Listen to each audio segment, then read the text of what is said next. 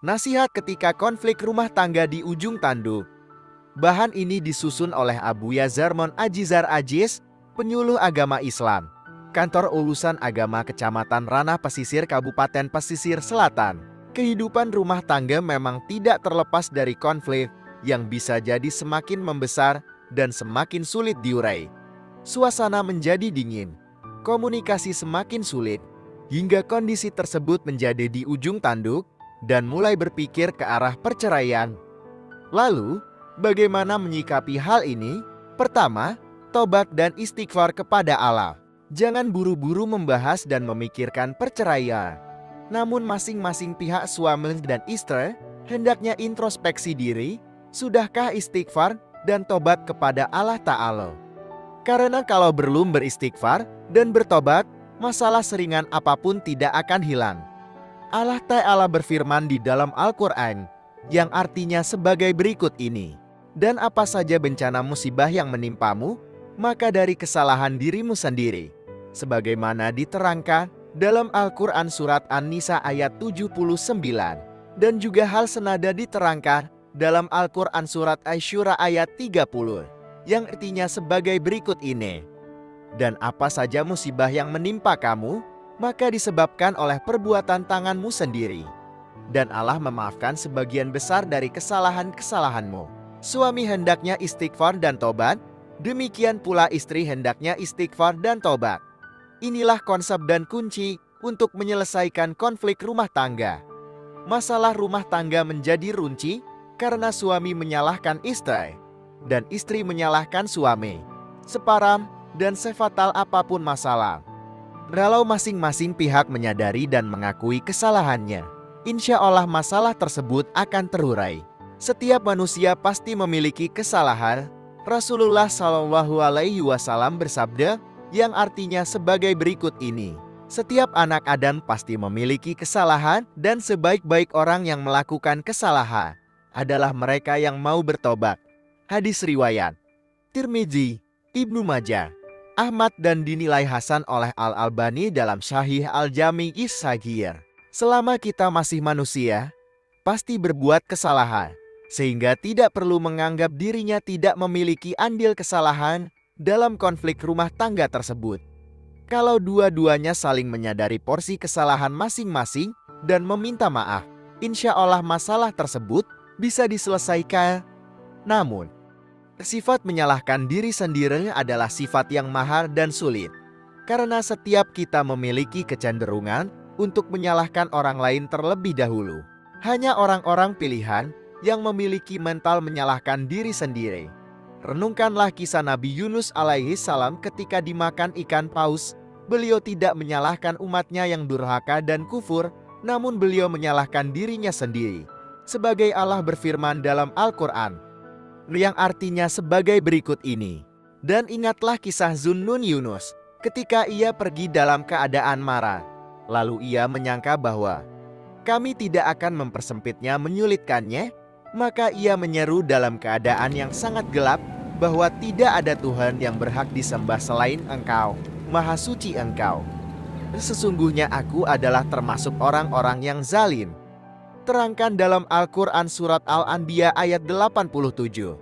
Pembahasan kadza yaitu jangan mendiskusikan perceraian, kecuali setelah bertakwa dan berjuang sekuat tenaga. Nasihat kedua, hendaknya suami istri tidak mendiskusikan atau berbicara tentang perceraian, kecuali setelah mereka berjuang dan berusaha maksimal mempertahankan rumah tangga. Allah Ta'ala berfirman dalam Al-Quran, yang artinya sebagai berikut ini. Bertakwalah kamu kepada Allah menurut kesanggupanmu. Terangkan dalam Al-Quran surat At-Takabun ayat 16. Berusahalah bertakwa kepada Allah dalam mempertahankan keutuhan rumah tangga semampu dan semaksimal yang bisa kita lakukan. Karena taufik akan Allah berikan setelah kita berusaha untuk bertakwa.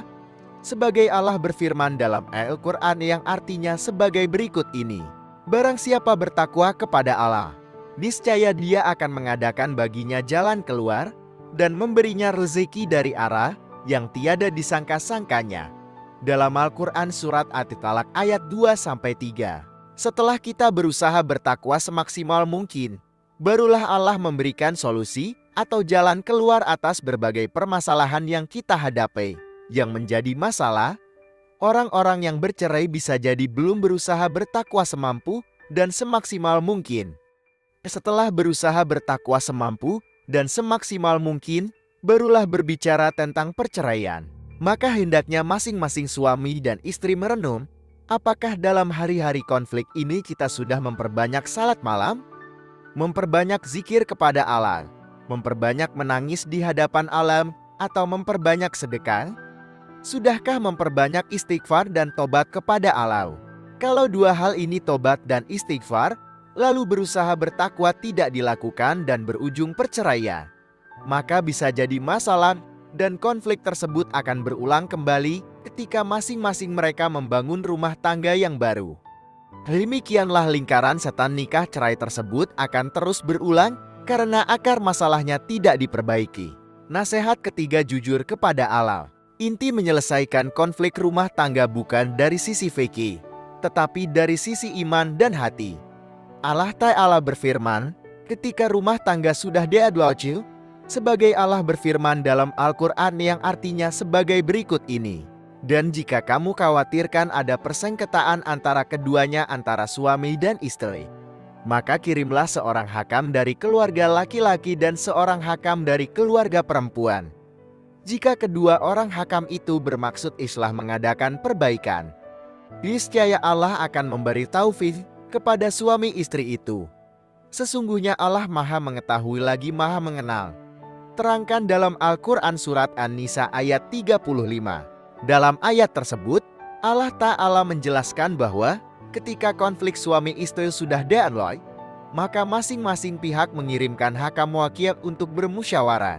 Kalau kedua hakam yang mewakili pihak suami dan istri itu ingin dan punya niat baik untuk melakukan islah perbaikan, maka Allah akan berikan taufik untuk mereka berdua sehingga bisa islah.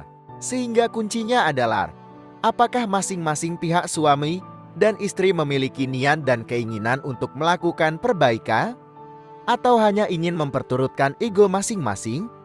Niat dan keinginan itu letaknya di hati, jujurlah kepada Allah. Namun sekali lagi, masalahnya adalah masing-masing pihak bisa jadi tidak memiliki niat baik untuk melakukan perbaikan. Adanya niat baik ini tentu berawal dari hati yang berusaha mentauhidkan Allah dan bertakwa kepadanya. Semoga nasihat ini bermanfaat untuk kita semuanya.